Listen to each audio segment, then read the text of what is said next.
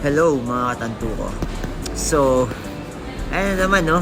Siyempre, tonight may pinuntahan kaming meeting. Siyempre, sino kasama ko? Ayan, yeah, Upshine, no, di ba? Ang saya na naman yan. Ang saya mo na naman, di ba? Kasi may natulungan, di ba? Meron kaming bagong kausap. Kwento ko muna, no, bago. Yan. Yung kausap namin a while ago, hindi ko na siya kinunan for the sake para pag lumabas yung video niya, medyo talagang ma-inspire kayo sa mga sasabihin niya. Well, this person's background is hindi mo rin makakaila. Talagang is one of the masasabi nating credibility wise maganda. And yung naging sakit niya before siya mag-start ng journey, no, Upshine? Yung naging sakit niya, di ba? Parang kakaiba rin. Magkaiba yung kanyang BP sa left and right arm niya. Oo. So, kanina, nung dinidiscuss natin sa kanya, lumalabas parang may bara. Sa heart. May bara siya sa heart, no? And yun nga. Yan, sige, busy ka. Alam ko may ginagawa ka. Ako muna.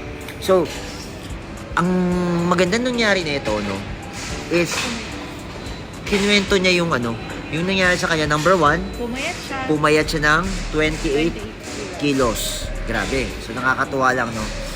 Tapos, tinanong ko siya. Sabi ko, what made you continue enjoying Miracle Peptide journey?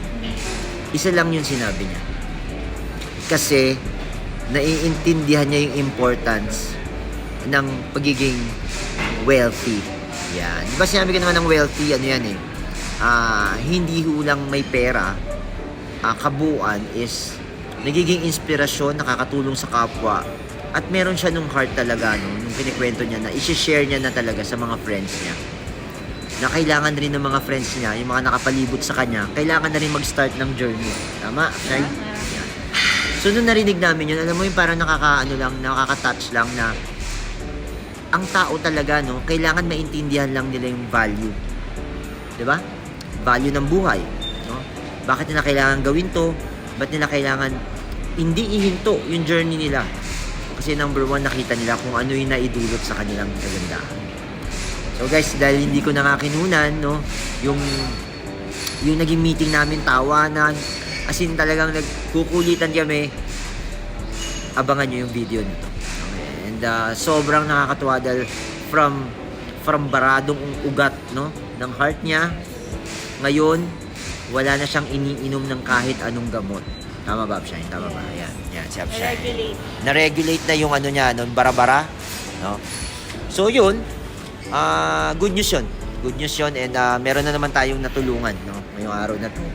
And as we said, no, encourage namin siya mag-share, and okay naman sa kanya. Bakit hindi? 'Di ba? Marami tayong matutulungan, and maraming taong magigising at maliliwanagan na meron pa palang pag-asa.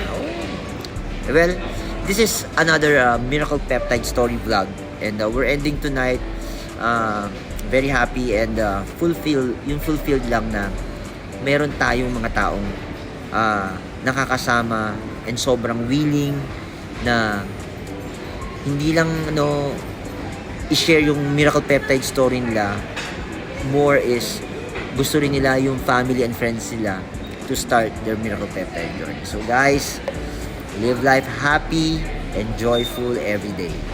Stay happy, and guys, para walang stress, para walang anxiety. Enjoy.